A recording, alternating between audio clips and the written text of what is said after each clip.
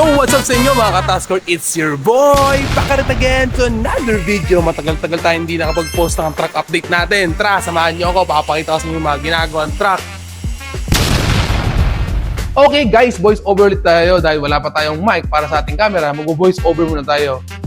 So, truck update tayo guys. Nandito nga pala si Kuya Eddie, ang isa sa mga pintoran Taskor. Ang pinipinturahan niya ngayon ay isang cab and chassis na 16-footer na may drop side. Kita niyo naman bawat buga ng air gun compressor. Kita mo na pulido talaga ang kuha ng pintura.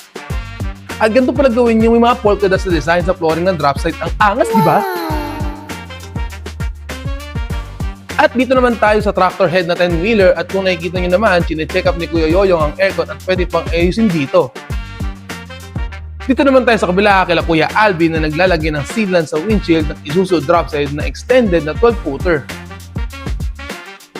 Yo, dito naman tayo sa Aeroton na minamarkahan na at sinusukatan ng kanyang katawan dahil mag-uumpisa na sila sa design ng bus.